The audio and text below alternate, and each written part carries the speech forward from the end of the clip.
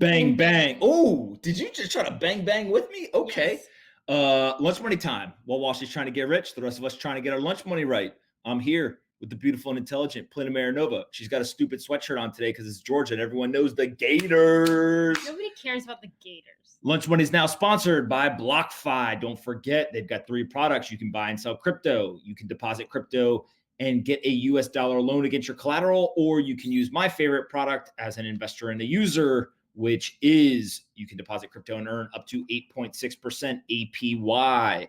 Unheard of interest rates. Go do your research. Check it out at blockfi.com and go into the description, click on that link so we get credit and everyone thinks that Polina is super influential on the internet. So influential. What's going on with General Mattis? Mad Dog Mattis, Mr. Chaos himself. Jim Mattis is the former defense secretary, and he is saying that Trump is trying to divide us. You read his statement. What did you think? I don't care about the Trump aspect of it. I do. In the sense of for Trump, against Trump. I am of the belief that the president of the United States, regardless of who it is, has actually very little impact because of the amount of checks and balances that we have in the United States. I disagree because I think the population listens to him and he acts as a guide for how people view America, etc. Of course. That's leadership, though. What I'm saying is that the president themselves actually doesn't have nearly as much power as we think they do. They can do certain things like around executive orders and stuff like that. You're talking about power in the literal sense. Yes, like literal power in terms of I want to do X and actually put it into law. The checks and balances in the United States is very disruptive to somebody who wants to do that. Okay. What you're talking about, and I agree with you on, is the leadership, right? And Mattis basically wrote this. Here's the thing, though. You could pretty much have written this letter about almost any single leader at the state, local, or federal level, right? He chose to write it about the president of the United States. But at the end of the day, what he's saying is stop being divisive and start trying to unite people. And a perfect example is here in New York City, where we literally have a mayor and a governor who are fighting with each other. They're literally yelling at each other, blaming each other for whose problem that the protests are. I think the biggest issue is that at every level of government, we are missing leadership. There is nobody who is willing to take the reins and say, we need to be united. Even if Trump does not believe that, he needs to be able to pretend to even create like a mirage for people to hope for something. Again, it's not a Trump thing. All right. It's not a individual leader thing, right? Which is what I think you're saying. It is we need to unite and not be divisive. But again, when you realize it has to come from the top. Nope. Yes. No. Because here's why: is people already 50% of people aren't going to listen to the president in any year, right? Because remember when Obama, somebody from the other side of the aisle, was president, 50% of the people didn't listen to him either, right? And so politics in general is divisive. But ultimately, where people will listen is in the local communities. And that's the whole point of America. America is the union of 50 states, and the governors and the mayors and the city council members and things like that. That's where we need incredible leadership. Now, would I like to see the president have leadership? Of course, right? Would I like to see the president go on television and have this message? Of course. But at the end of the day, we know that that's not going to happen, right? And part of it is, look, I think that the president of the United States has a very specific view of the world. And, you and I have talked about it a bunch of times. It's very helpful in some situations. It's very detrimental in other situations, right? And so what we're seeing here is a complete vacuum of leadership across both parties, across the entire spectrum. Mattis? Because General Mattis comes at it from a very non-political standpoint, which simply says we cannot use the military against our own citizens. Sorry, I have to disagree. He comes at it from a very political standpoint. He said, Donald Trump is the first president in my lifetime who does not try to unite the American people, does not even pretend to try. That's pretty political. No, not at all. Because his whole point is you cannot use the military against the citizens.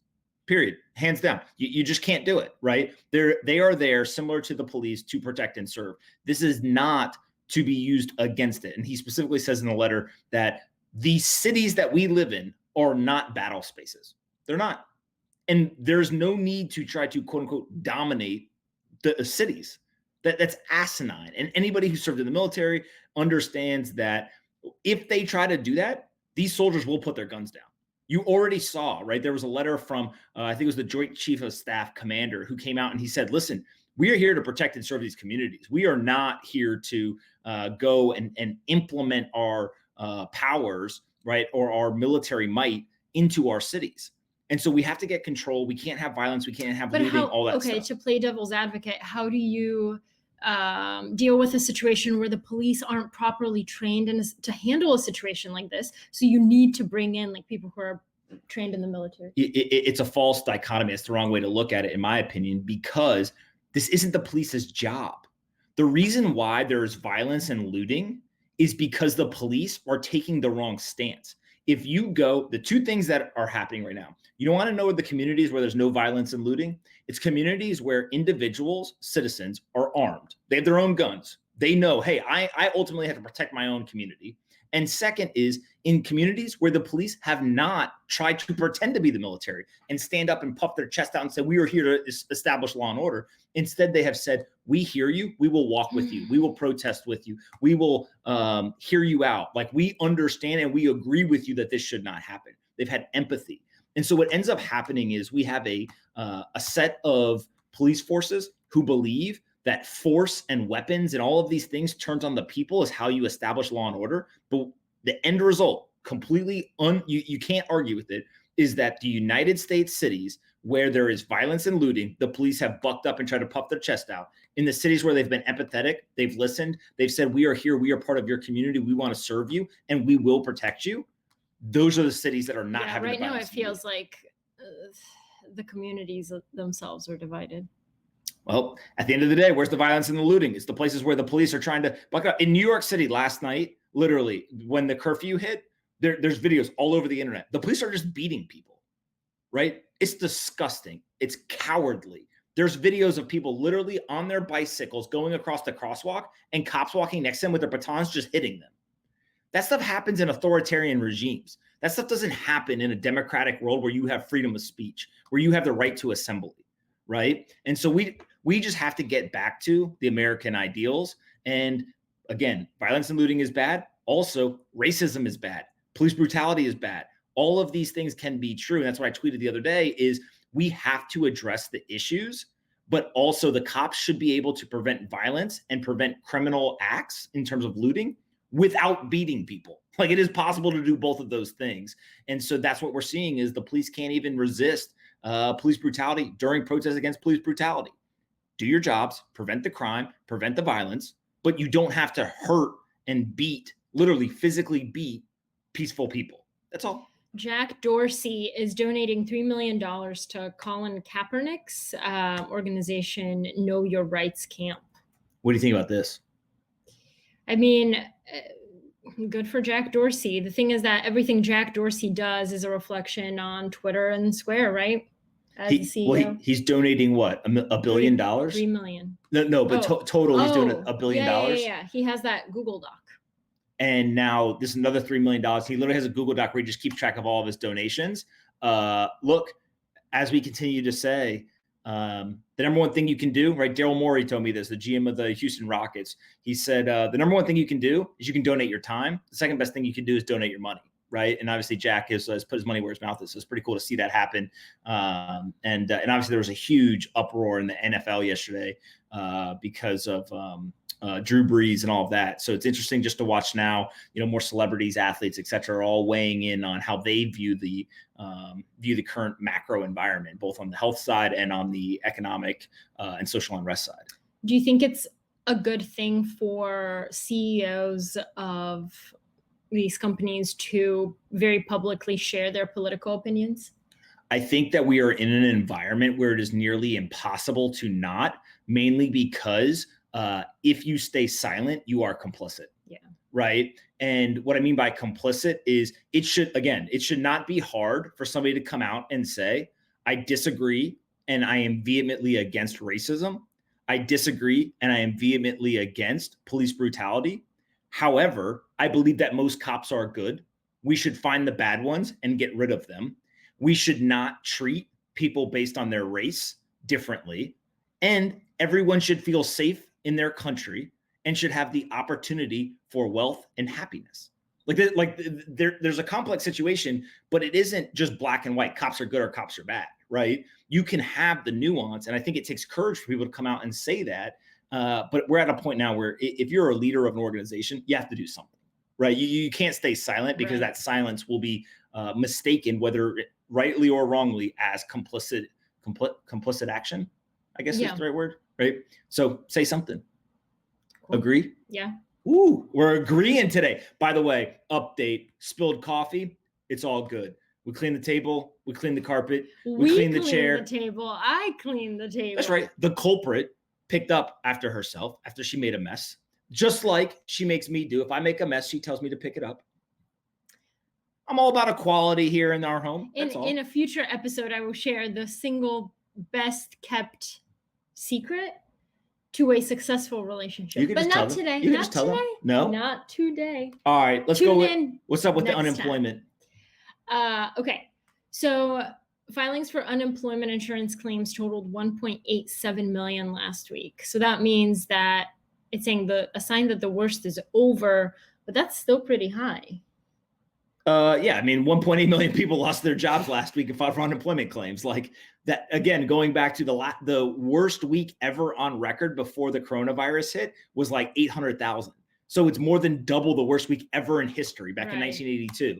And so, again, we get desensitized to these numbers because we're just like, oh, it's only 1.8 million. I saw somebody, it was 6 million 3 weeks ago. I saw some economists say, okay, the COVID recession is over because these numbers are so good. I was like, how are they good?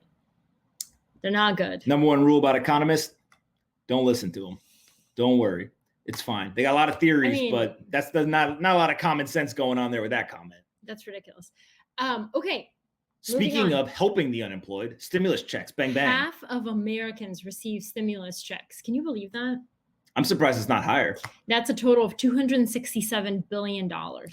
So $260 billion was given to Americans. Wall Street and corporations got more. Don't forget.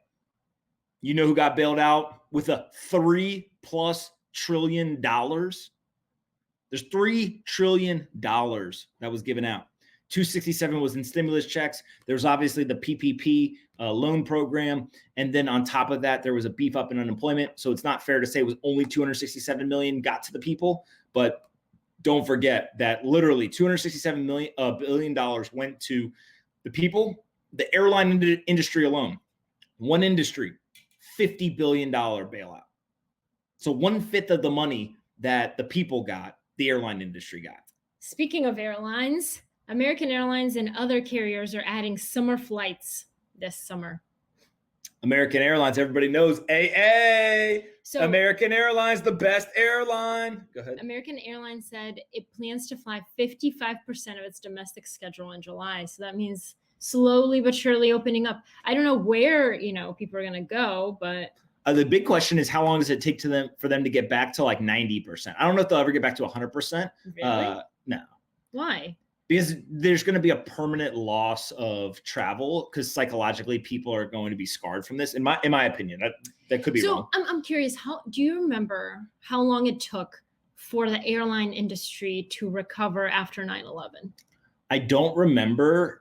That's a great question, though. Somebody may know that, or we can look it up later. Because I feel like that fear is probably much more severe than now.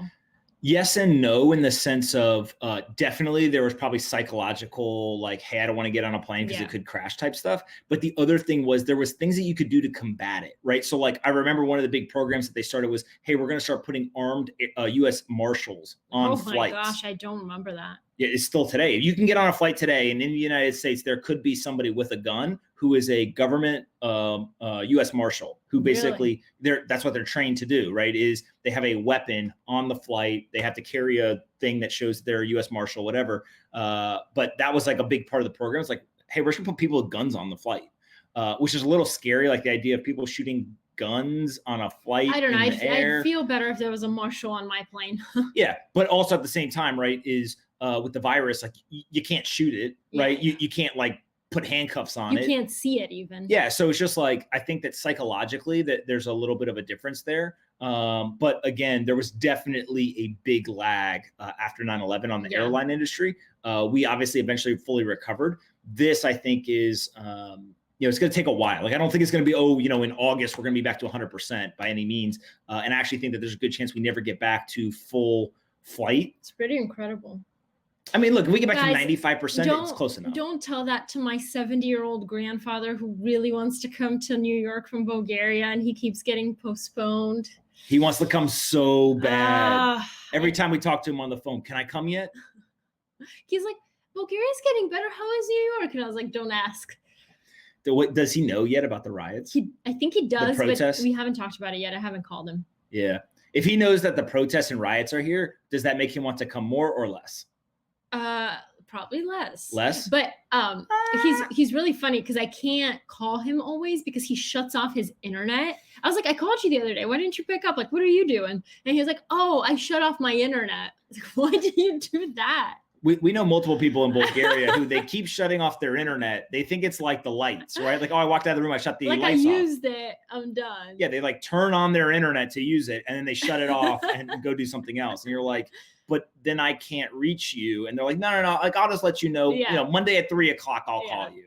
Like, okay, that's fine. Yeah. You're living in a kind of an internet world, sort of, not really. What's going on with Carole fucking Baskin? Whoa, how did I end up on Amazon.com? I did not click that. I don't know how it went there. That is weird. Wow. Okay. So it just opened right up to like luxury hand soaps. Come on, let's go. Okay, what's going on with Carole Baskin? Are you ready for this? Yeah. Are you ready for this? Sheriff confirms that the will of Tiger King star Carole Baskin's missing husband was forged. And he's saying this after numerous experts have said that it looks like the signature was traced. But here's the thing. Hillsborough County Sheriff had 2 experts deem it 100% a forgery. But the problem is that enough time has passed where you can't do anything. So the statute of limitations has expired, so criminal charges cannot be filed against anybody for a fraudulent will. I mean, she is a genius. I mean, I don't even. How did guys? If I get hurt, that was proof. That was evidence. How did she pull this off? What do you mean? There was no technology back in the day. It's in like the jungle of Florida. No one's paying attention. They turned their internet off. Yeah, there's nobody paying attention. That's crazy. I mean, but like, let's just say it, right? This is my personal opinion. She killed her husband. Okay, but hold on a second. Like what? Hold on a second. Do you think that she didn't do it? Hold on a second. So when there is so let's say somebody dies, there's an active investigation into their death. The wife is a suspect. How is nobody at the time making sure that the will is authentic?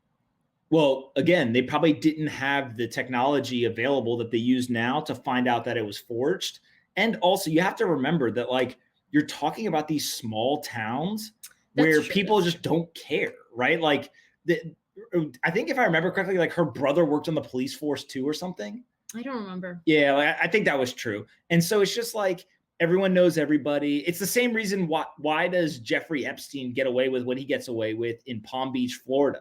Is because everyone feels like he's a celebrity and he's cool with them all. He's donated money to their cause or whatever, garbage excuse that they use to rationalize. He was really upset by the Jeffrey Epstein. That guy's a scumbag. Very disturbing. No, he's a scumbag. Well, it's not that hard. Like, look, you're a scumbag. You should have went to jail. And by the way, the fact that he didn't go to jail means that other people got hurt. So every single person who is part of that prosecution, they're scumbags too.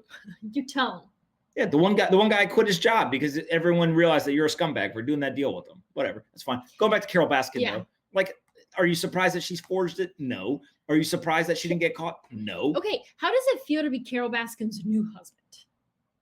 Oh, he's so whipped. Did you see the picture of him? And he's got like a collar on. She's got a leash. I mean, Carole is a charmer. Hello, you cool cats and kittens. Can you resist that? What would you do if you met that woman on Tinder? Swipe her away. Swipe left. See ya. What would you do about Tinder? Swipe left. See ya. Okay, well. Old looking lady who's killed her old husband. All right. She's a murderer. Why don't they? You know what they should say? That for a fact. You know what they should say? It's my opinion. It's my opinion. They should start every single article. This would be how the media would cover this if they were really honest. Suspected murderer Carole Baskin. They have no proof she did it. Suspected. Alleged murderer. But nobody's alleging. Just I am. The media's. You are. The media is. Everyone is. Everyone is alleging. We're out of time. That's what they should start. Every article they write about Carole Baskin should say, suspected murderer Carole Baskin says whatever. Suspected murderer Carole Baskin most likely forged her former husband's will. Carole Baskin is living her best life. She's got a new husband. She's got a zoo. She's skirting the law somehow. I mean, how is she doing all this? Hello, you cats and kittens. Cool soon cats. She's going to be hitting people with, hello, my fellow prisoners. All right, that's it for lunch money today. While Wall Street's trying to get rich, the rest of us just trying to get our lunch money right. Polina's got her Georgia sweatshirt on. We'll have a conversation about that later, and we will see you guys tomorrow. Bang, bang. Hope you guys enjoyed this episode of Lunch Money as much as we did. And don't forget, Lunch Money is now sponsored by BlockFi, so go check them out. There's a link in the description that you can click on. I'm an investor, a user, and a huge fan. What?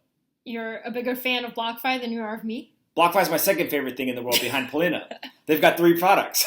They can give you a US dollar loan. You can earn up to 8.6% interest on an interest-bearing account, or you can buy and sell cryptocurrencies on their crypto exchange. I personally use the interest-bearing account. There's not very many places where you'll find up to 8.6% interest on a deposit in an interest-bearing account.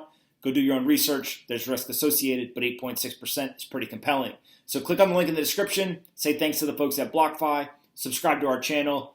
Like the video. Annoy Polina in the comments. And we'll see you guys tomorrow. And be kind to your friends.